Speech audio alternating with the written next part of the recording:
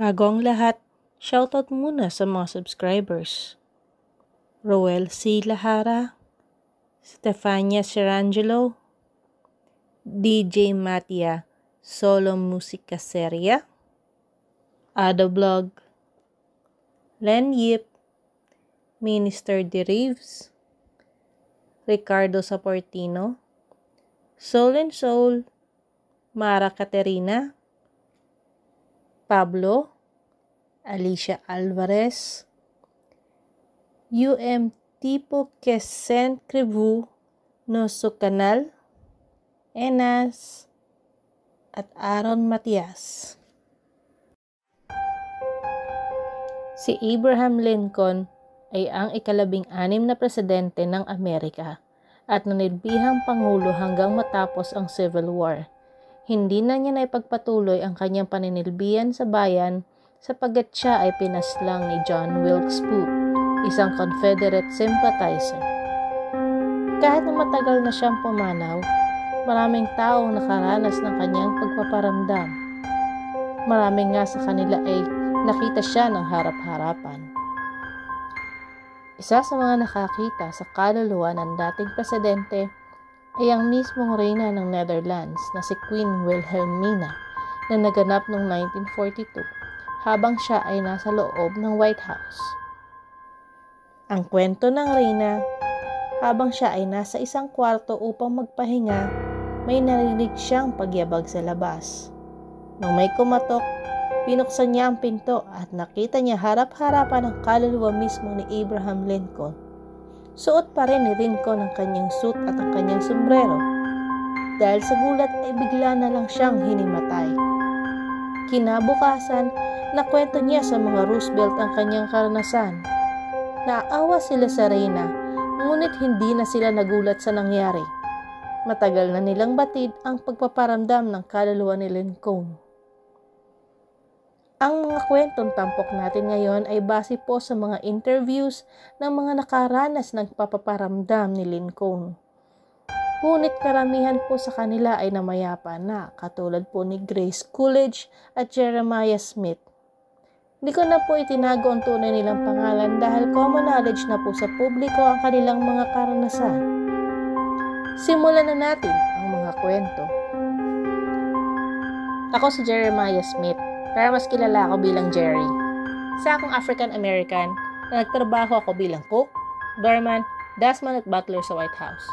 Ako yung madalas na may hawak na feather duster. Nagsimula ako magtrabaho sa palasyo noong panahon pa ni Ulysses Grant noong 1870s.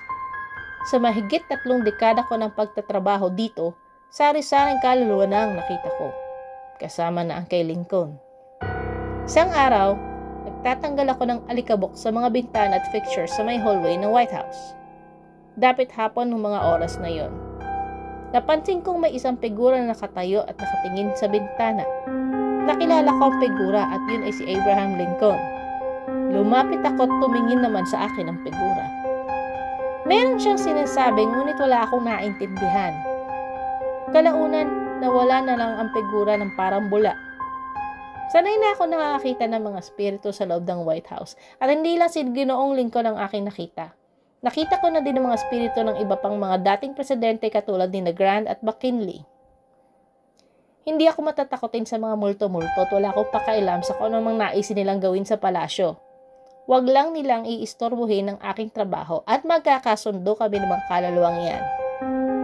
Pero nung nagsimula ng mga renovation sa White House noong 1903, nabawasan na rin ang pagpaparamdam nila. Siguro ayaw nila na may nababago sa kanilang tinutuluyan. Ako si Grace Coolidge, ang kabiyak ng dating presidente na si Calvin Coolidge. Katulad ng mga dating residente ng White House, hindi rin ako nakaligtas sa pagpaparamdam ng mga kaluluwang hindi matahimik. Isang gabi sa White House, pumunta ako sa Yellow Oval Room na nagsisilbi ding opisina ng palasyo. Pagpasok ko ng kwarto, may nakita kong transparent na figure na nakatingin sa bintana. Parang nakatingin nga siya sa Potomac River. Nakilala ko ang figura. Walang iba kundi ang dating presidente na si Lincoln. Ako ay si Prime Minister Winston Churchill at isa sa mga naging bisita sa White House. Naranasan kong makita ng harapan si Lincoln nung ako'y bumisita sa palasyo. Pumunta ako doon upang pag-usapan namin ni President Roosevelt ang tungkol sa nangyayaring digmaan. Nung matapos ang ilang araw naming pagkikipag-meeting, naisipan ko magliraks sa aking kwarto at magbabad sa aking mainit na paliguan. Umalis ako sa aking paliguan na ang dala ko lamang ay ang aking tabako. Wala akong suot na kahit anong saplot dahil wala namang ibang tao sa loob ng kwarto kundi ako lamang. Yun nga lang ang akala ko. Habang ako'y naglalakad papunta sa fireplace, may nakita akong figure na halos nakadikit na sa mantelpiece ng fireplace. Napagtanto ko ang transparent na figura na yon ay si Abraham Lincoln.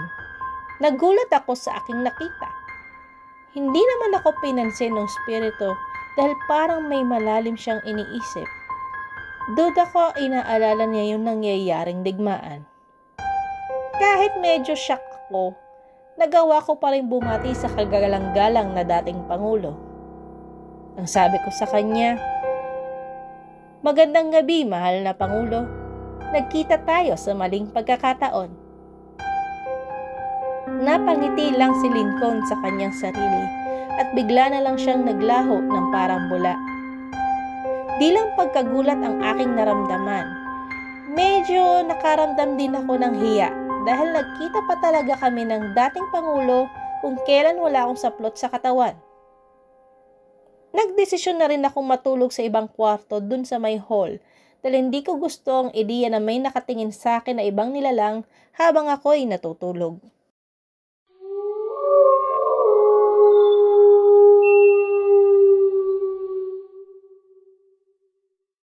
Shoutout muna sa ating mga subscribers. Gestoni Forosuelo, GMA Assessores International Business Consulting, Robert Desierto, Rocco, Angelo Molina, Mark Genesis Sargento, Team Adrian Cristina Kitlong, Cyril K, Rani Ambicar, Jerick John Salsos, and John Regay. Nagpapasalamat din po ako ng marami kay Aya Alexa ng Pinoy Exchange Forum sa pag-share po niya ng horror stories. Simulan na natin ang mga kwento. Ang nakakatakot na karanasan na ito ay na-share lang din sa akin ng pinsan ng kaibigan ko. Yung family niya ay may-ari ng isang boarding house sa Baguio. Nasa 2 palapag yung structure. Isang tindahan at 4 na kwarto ang nasa ground floor, while yung nasa second floor ay nasa 6 na kwarto plus yung room kung saan sila nakatira. Madaling araw nung nakauwi yung pinsan ng friend ko. Galing kasi siyang pakikipag-inuman sa kabarkada niya. Dumaan siya sa entrance papuntang ground floor na nasa tabi lang ng tindahan. May narinig siyang batang umiiyak. Nagtaka siya since wala namang boarder na babae sa first floor at puro lalaki lang sila. At saka isa pa, lahat sila umuwi for holidays so wala talagang tao sa ground floor. Pinaliwala na lang niya yung narinig niya since antok na siya at gusto niyang mahiga. Nung na-reach na niya ang second floor, narinig niya ulit ang pag-iyak. This time parang nasa likod na niya.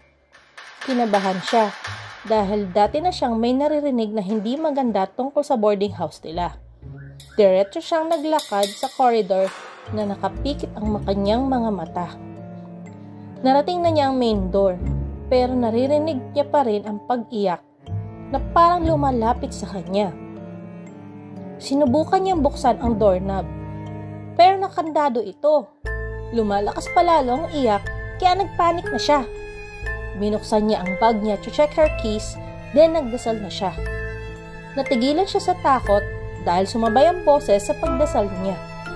At naramdaman na lang niyang lumuluha ang kanyang mga mata. Pagkatapos ng ilang segundo, napakiramdam niya ay oras na wala na lang ang nakakatakot na boses. Pagkatapos ay nagbukas ang pintuan. Natuwa siya dahil gising pa pala ang ate niya. Ang sabi ng ate niya, while she's surfing the net, narinig na lang daw niyang nag-turn yung knob Then nagdalawang isip siyang buksan since natatakot din siya. Buti na lang at naisipan niyang buksan ng door. Kung nagkataon, di niya alam kung anong nangyari sa kanya kapag tumagal pa siya sa koridor. Kahit pagod at nahihilo sa alak, di daw siya nakatulog. Hinintay na lang niya sumikat ang araw bago siya makapagpahinga. Dahil sa trauma, lagi na lang siya nagpapasundo sa kapatid niya mula sa gate hanggang makapasok sila ng room, lalo na kapag tuwing inaabot siya ng gabi. Meron din naman akong personal experience sa boarding house ng friend ko.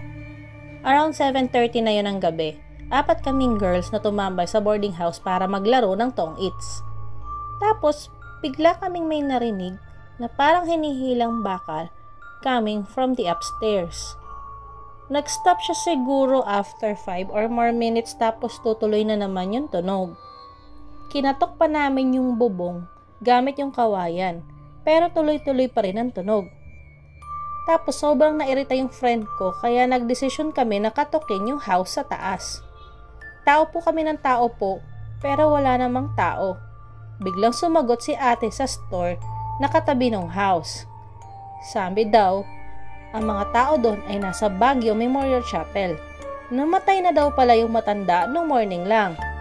Natakot kaming lahat at di na kami bumaba ng boarding house kaya pinakuha na lang namin ang aming mga bag doon sa friend ko. Sabi ng friend ko na wala naman daw eventually yung mga sounds after mailibing yung matanda. Umattend pa nga siya ng libing eh.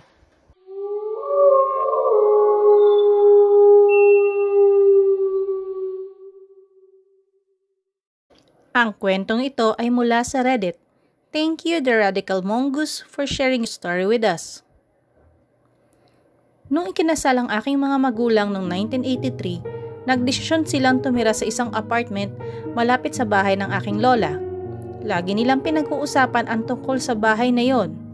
Hinding-hindi nila yon makakalimutan. Nagsimula ang kababalaghan noong 1980s sa stereo system ng aking daddy. Lagi nilang nililipat yon sa rock station at tino-turn off nila yung stereo kapag sila ay umaalis ng bahay para magtrabaho. Sa tuwing umuuwi sila, naaabutan na lang nilang bukas yung stereo system habang tumutugtog ang gospel station na nasa full volume. Nasanay na rin sila kalaunan sa mga ganitong kakaibang nangyayari. Ang problema, naging mas nakakatakot ang mga paranormal activities sa apartment. Ang katabing apartment ay bakante. Pero nung hating gabi, bigla na lang silang nagising dahil sa ingay ng bakanting apartment. Parang may mag-asawang nag-aaway. Di na nila pinansin pero nung sumunod na gabi, narinig nila na parang may nagbabatuhan naman ng pinggan doon din sa bakanting apartment. Nilapitan ni Daddy ang dingding at pinakinggan niya yung ingay. Kalaunan ay may narinig siyang tunog na may parang pumalong baseball bat sa may dingding. Pagkatapos ng 2 araw, umalis na sila ng apartment.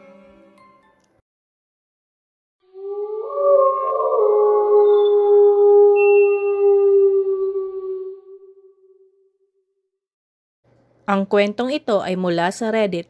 Thank you, Daymero, for sharing your story with us. Ako ay isang binata na nakatira sa Northeast region ng Amerika. Tuwing tag-araw, lagi kong kasama sa hiking ang aking aso na si Spud at 4 years na namin ginagawa ito. Usually, tumatagal kami sa camping ng mga 3 araw. Tuwing nag-hike kami, laging masaya kami ni Spud. Kadalasan nga sinasadya na nga namin lumagpas sa mga trail dahil gusto na nga namin na walang ibang tao sa lugar na yun kundi kami lang. This time, nagpunta kami sa dulo ng state forest at ngayon lang kami nakarating doon. Ang kapal ng foliage at napakaganda. Nagsisimula na rin silang magbago ng kulay dahil papalapit na ang autumn. Kaya napakagandang kombinasyon ng amber at belde ang aming tanawin. 6 na oras kami nag-hike at nagsimula ng dumilim so naghanap kami ni Spud ng area kung saan kami magsiset up ng tent. Around 2 miles ang layo namin sa main trail bago kami pumasok sa clearing. Ang ganda-ganda at ang ikli ng mga damuhan na kung iisipin mo ay parang may mga taong nakarating na doon. Sa dulo ng clearing na yon, ay may isang malaking puno na hindi pamilyar sa akin. Para siyang puting oak tree at parang hindi siya native sa area na yon. Di ko feel mag-set up ng tent doon kasi kahit sa malayo pa lang, kita ko na may mga weird drawings ang puno na yon. Meron ding mga nasunog na damo, so ibig sabihin may nag-set up na doon na maaaring kaaalis na lang at maya-maya ay babalik anumang oras. Mabilis dumilim ang paligid at kahit nalungkot si Spud, pinili na lang namin mag-settle sa damuhan. Gumawa na rin kami ng campfire para makapagpainit ng delata. Pagkakain namin ni Spud, pumasok na kami sa tent at natulog sa sleeping bag. Nagising kami ng 3:00 sa madaling araw.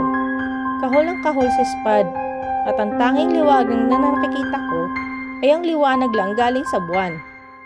So nag-decide akong kunin yung flashlight.